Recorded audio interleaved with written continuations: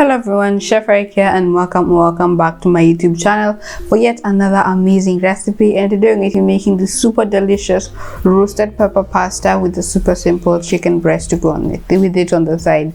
So let's get started. So the first thing we're going to work on is our chicken breast. So here I went with breast. You could do any other piece of chicken, but just said to go grilled chicken breast. You could do thigh, but you wouldn't have to split it down the middle as I'm doing here, so that I could get more pieces. So I had 3 large chicken breasts. I split them down the middle, then I had like 6 chicken tenders.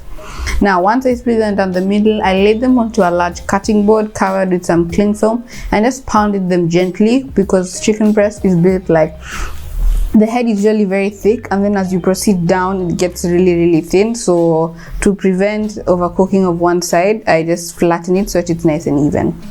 So once it's done, I added my chicken to a large bowl and you can start to season. This is like a super simple seasoning rub, and you can put it on literally any meat, but it's perfect for chicken. So we're gonna start with some lemon juice. Lemon juice is gonna help just gonna help tenderize the meat.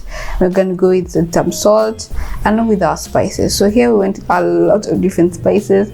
It is optional to do as many spices I'm doing here, so yeah, let's go. So you start off with some black pepper, added that in, and then you can go in with some paprika, which provides some nice color and really great flavor. And then next you can add in some cumin powder. Cumin is a really nice fresh small, almost has like a sweet flavor to it, which is really great on chicken and any meat. And then last but not least, we add a herb. So here I went with thyme. So basically my criteria for seasoning is usually salt, pepper, and then I pick one brightly colored spice. It could be paprika, it could be turmeric, it could be chili powder or something like that. Then I add in a sweet flavored spice, which could be cumin or coriander or cardamom, and then last but not least, I do a herb, sorry, so it could be thyme, rosemary, oregano. Then I add in some garlic, some oil, and give that a really good mix. Then I just let that marinate in the fridge for like 30 minutes minimum, or you could let it go for longer. This is a super simple recipe to meal prep, and you could just have that in your freezer anytime you need it. Then I had a lot of peppers. So the reason why I came up with this recipe is because there were a lot of peppers in the fridge, and some of them were starting to go bad. So I just chopped them down the middle and then remove the cores, and then when I grill them, so we just add them into the oven with some oil and then just put it under the broiler. So it's gonna help it get super nice and soft, and also get that skin nice and charred, which brings like a really nice flavor to these. Basically the broiling setting is a setting that has like think fire symbols on it. It has like a zigzag at the bottom. That's basically the symbol for my Cayenne cooker, and it turns on that top red element. As you can see here, it's burning red. That's a broiler, and set it to like the highest temperature your oven can go.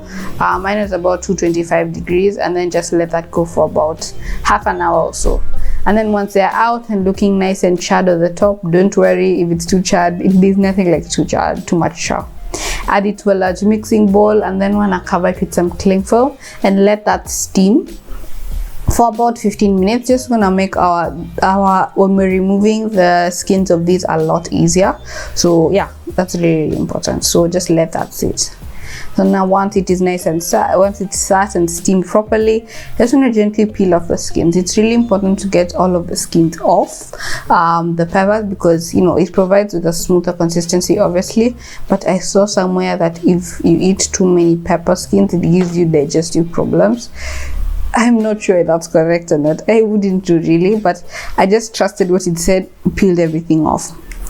But if you don't want to peel everything off, just blend it and then run it through a strainer. So add in some milk and some water, and then give it a really good blend until it's looking super nice and smooth. You could do any peppers. Here I went with red and yellow, or orange, or you could do orange. You could do a combination of all of the peppers you have except green. So yeah, green is really punchy, spicy. So in the meantime, once our sauce is ready, we can start to boil our pasta. And at the same time, the idea is whenever you're cooking chicken breast, especially when they're thin like this, the chicken and the pasta should be done at exactly the same time.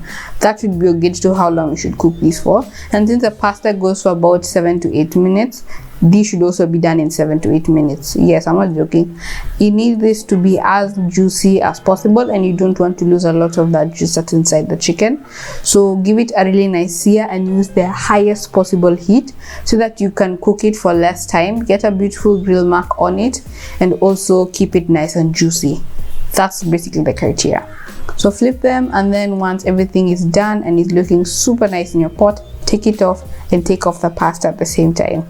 Then you can start to make our roasted pepper sauce. Start with some onions, which are nice and chopped up, and fry that for a couple of minutes just until it gets translucent. Add in some garlic and also fry that up and give that a really good mix. And once the garlic is fragrant, you can now want to go in with some tomato paste. If you don't have tomato paste, you could just grate some tomatoes and add that in at this stage, and deglaze with some water, especially if the tomato paste is really clumping up. And you want to make sure you cook out your tomato paste for a couple of minutes before you add your pepper sauce. This is important so that you don't have raw tomato paste flavor in your sauce. Add in your delicious strained sauce. I didn't remove all the skin, so I ended up straining it after. So I just strained it and then added it into the onions and garlic. Give it a really good mix, and then once it was a little bit hot, I started to add in some mozzarella cheese. Give it a really good mix until it's fully incorporated. You could do any cheeses you'd like, but I just wanted mozzarella because that's what I had. Added some salt, some pepper, and then when I add in your drained and cooled pasta, you want to make sure you run your pasta under some cold water whenever you're draining so they don't stick together and don't clump up. Give everything a really good mix, and then optional but really highly recommended, add some pili pili. I went with cayenne pepper so that you bite into it, it tastes good, and then when you swallow it, you get that little bit of heat. That's what cayenne does, and it's really, really nice. Everyone literally was wow. You just swallow and then the spice hits you. It was amazing. It was delicious. Trust me, you will need that pili pili. It tastes like something is missing. Give that a really good mix and serve with your beautiful sliced up chicken. And that is it. Please give this recipe a try, and if you do, I'll have my socials linked here. Thank you so much for watching, and I'll see you guys next Monday for yet another amazing recipe.